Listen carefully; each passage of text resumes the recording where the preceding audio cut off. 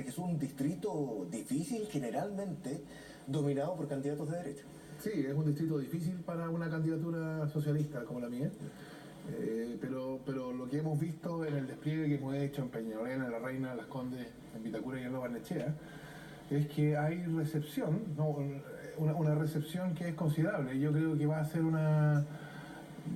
a haber un candidato, un diputado socialista, esta vez por, digámoslo así, por Vitacura.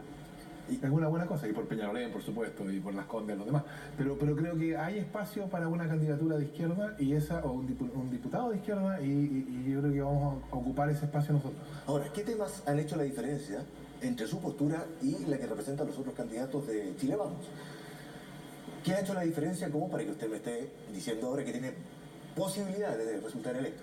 Bueno, lo que nosotros hemos dicho todo el tiempo es que el gobierno que termina es un gobierno que ha sido el gobierno más transformador desde 1990. Hay mucho más que decir, mucho que discutir, mucho que corregir, está bien, hay muchas otras discusiones ulteriores, pero no se puede negar que ha sido el gobierno más transformador desde 1990. Y entonces la pregunta, la disyuntiva que el país se enfrenta ahora, es si esa transformación debe ser continuada, corregida en lo que tenga que ser corregida, pero continuada en cuanto a su espíritu, o debe ser revertida.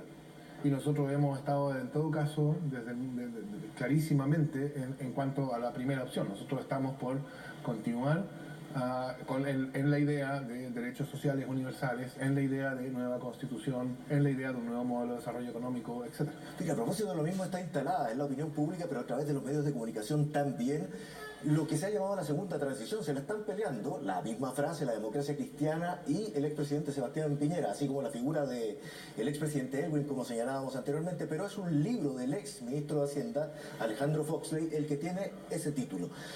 Y esta segunda transición habla de repetir ese proceso virtuoso que se llevó a cabo después de la dictadura, en donde se obtuvo mayor amistad cívica, mayor entendimiento político, también crecimiento económico y desarrollo.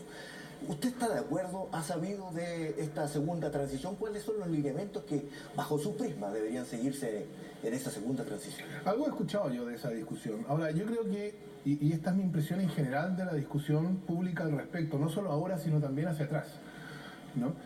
Que es una discusión que es extraordinariamente tosca.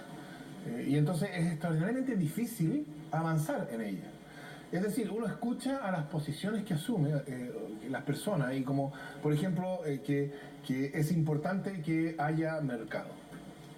Y yo diría, eso es una trivialidad, porque nadie que tenga una presencia política significativa está pensando en acabar con el mercado. Entonces, el que dice yo defiendo que haya mercado, está diciendo una obviedad, exacto. Otra cosa, por cierto, es si lo que es bueno para los alimentos, para el vestuario, para los automóviles, es también bueno para la educación. Esa es una discusión completamente distinta, si tenemos que tener mercado en educación. Entonces, pero estas distinciones, esta especificación, distinguir las cuestiones, ver que no estamos discutiendo aquí entre la Unión Soviética y los seminarios de la Universidad de Chicago, ¿no? Eso ha mostrado en los hechos ser algo imposible de hacer en la discusión nacional. Y entonces aparece alguien diciendo, no, la gente no está en contra del mercado. Y yo diría, bien, gran descubrimiento, evidentemente. Pero ¿cómo se ve esto? Y de acuerdo a lo que usted señala en su libro, el otro modelo, en el papel del mercado del que se recomienda alejarse, más de lo cerca que se ha estado durante los últimos años. El otro modelo, lo que alegamos en el otro modelo, lo que explicamos, lo que intentamos explicar, es que en la medida en que haya mercado y haya una sociedad que se organiza en buena parte en función del mercado, eso tiene como condición que haya ciertas esferas que no son de mercado. Es decir, por ejemplo, si el mercado va a distribuir según resultado en la competencia recompensas, de modo que a unos les va a ir bien y a otros les va a ir mal, es evidente que el supuesto para que eso sea mínimamente justo es que el sistema educacional sea un sistema más o menos igualitario, ¿no? O sea, si se organiza la economía a través del mercado, el supuesto es que la educación no sea un mercado. Porque si la educación también es un mercado, entonces es cosa de comprar privilegio, ¿no? Entonces, en vez de pensar que la cuestión es, mire, al mercado sí o al mercado no, Yo diría esa es una discusión que nadie está teniendo, salvo algunos ideólogos que ven fantasmas. La discusión es, eso que es bueno para tantas actividades, ¿no? Es también bueno para la educación, con sus consecuencias, desigualdad y segregación. Entonces, ese libro, por ejemplo, dice, mire, hay ciertas esferas, como la educación, que es el caso más obvio, probablemente la salud, la seguridad social, ¿no? Esas tres esferas características de derechos sociales. En esas esferas, la lógica de mercado no puede ser dominante. Y entonces, una vez que uno tiene satisfecho el estatus del ciudadano en cuanto a sus pensiones, en cuanto a la protección de su salud y en cuanto a la educación, que le abre oportunidades de desarrollo, entonces hay espacio para que en el resto se despliegue el mercado. Hablemos de lo mismo, pero ya de hecho en la arena política nacional, ayer se lanzó el programa del Frente Amplio, lo lanzó Beatriz Sánchez.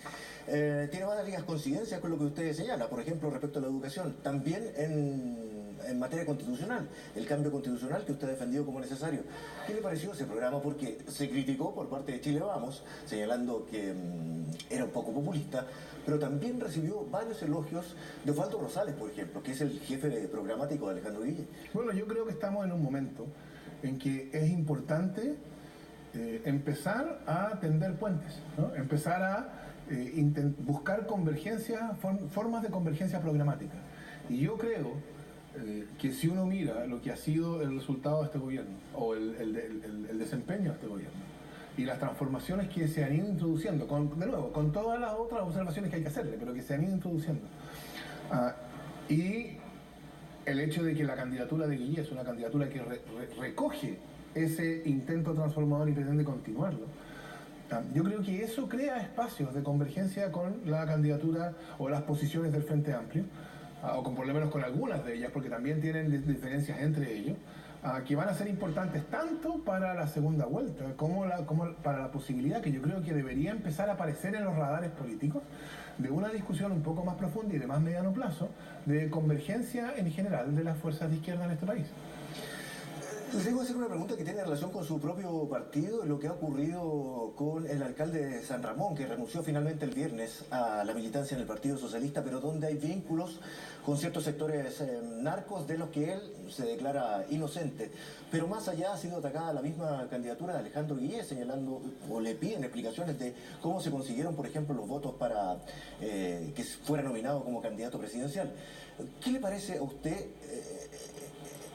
¿A dónde hemos llegado o dónde se intenta evitar que se llegue? Porque hay distintos tipos de declaraciones, algunos son más terminantes en señalar que esto hay que pararlo desde ahora, en cualquier relación que pueda existir entre la droga, el narco y la política. O sea, yo creo que hay que distinguir varias dimensiones de este asunto. La primera, que yo calificaría a estas alturas como solo oportunismo, es intentar vincular lo que ha pasado, las denuncias que se han hecho respecto de San Ramón con las firmas de Alejandro Guille. Esas firmas fueron obtenidas ante notario.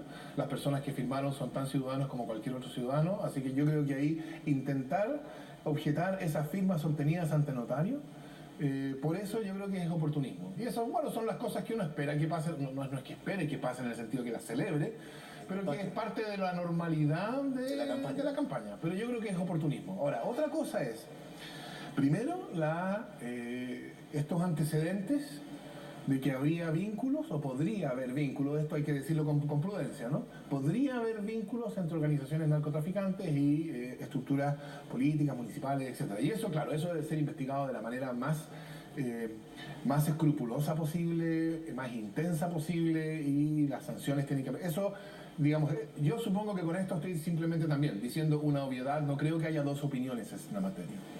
Y la tercera cuestión es la manera en que mi partido, el Partido Socialista, reacciona respecto de eso. Yo creo que aquí hay una cuestión de decir, mire, esto que ha pasado en San Ramón, estos hechos que se han conocido, no reflejan la posición del partido, ¿no? Y por eso entonces yo estuve entre los que la semana pasada pidió la expulsión de los militantes involucrados, no porque hiciera uno alguna anticipación de su responsabilidad penal, porque cuando un Tribunal Supremo de un partido decide, no está tratando de anticipar lo que... política. Exacto, sino la pregunta es, esto que ha pasado, lo que se ha conocido, habla bien del Partido Socialista o habla en su descrédito. Y en ese caso lo que hay que hacer es cobrar responsabilidad política para intentar deslindar el partido y de ese modo evitar que el partido sea dañado por la acción de uno de sus militantes.